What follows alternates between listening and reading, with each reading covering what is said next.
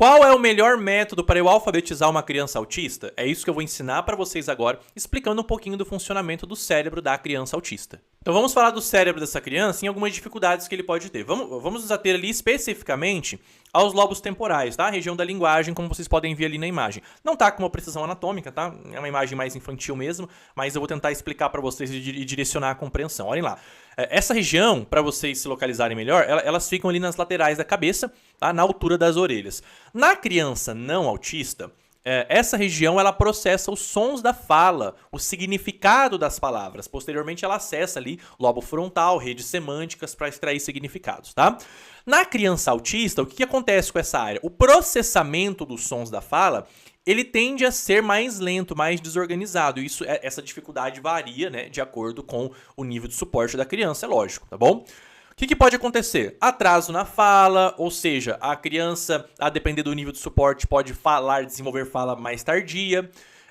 Geralmente eu começo pré-alfabetização ensinando os sonzinhos das letras, 3, 5 minutinhos por dia ali com crianças de 3 anos. Às vezes com a criança autista você não vai conseguir por conta desse atraso na oralidade. Se isso for constatado, não dá para começar. E não há problema, tá bom? Isso não determina o nível de inteligência dessa criança, ela vai conseguir aprender, mas ela vai ter outro tempo, vamos dizer assim.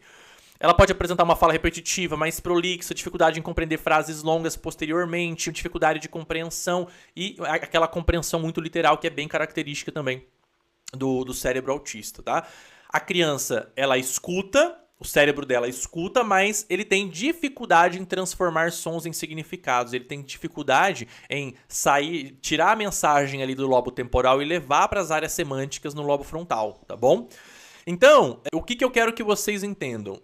Se essa região do cérebro da criança autista, mais uma vez, não existe um cérebro autista, falei isso em outro vídeo. Eu estou falando de algumas características comuns encontradas dentro do autista e isso depende muito do nível do suporte, tá bom? Quanto elas são latentes ou não, tá? Se eu tenho no cérebro dessa criança essa dificuldade em processar os sons da fala, obviamente eu preciso de um método que potencialize a ação desse cérebro.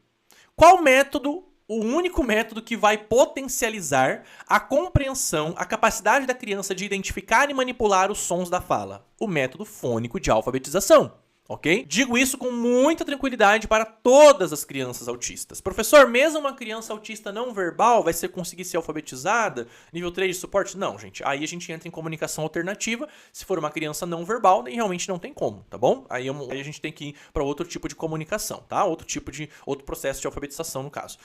Dito isso, eu preciso fortalecer essa criança com o método fônico. Pensa eu tentando alfabetizar uma criança cujos lobos temporais têm um processo mais lento na hora de decodificar sons, é alfabetizar essa criança com o método global, partindo do todo, da palavra, do significado, do método silábico, que pula a etapa que essa criança mais tem dificuldade, que é a etapa de relação grafema, fonema, configuração e manipulação dos sons, tá?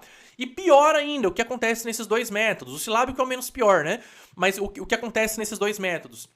A utilização de pistas visuais, relação entre palavra e imagem, sobrecarregando a memória visual dessa criança, com famílias silábicas e imagens. Obviamente, nesses outros métodos, essa criança vai ter muito mais dificuldade em ser alfabetizada, tá? Muito mais.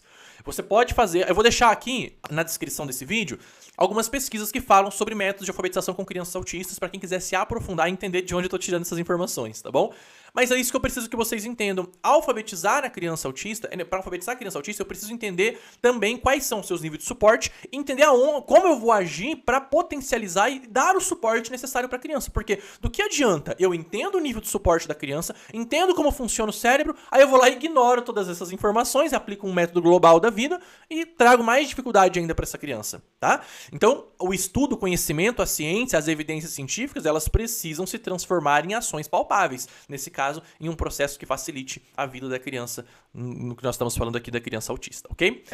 Quero aproveitar e deixar um convite aqui para vocês. Se você gosta de estudar o cérebro, se essa área te atrai, eu tenho uma pós-graduação em neuropsicopedagogia e inteligência artificial aplicadas ao processo de aprendizagem.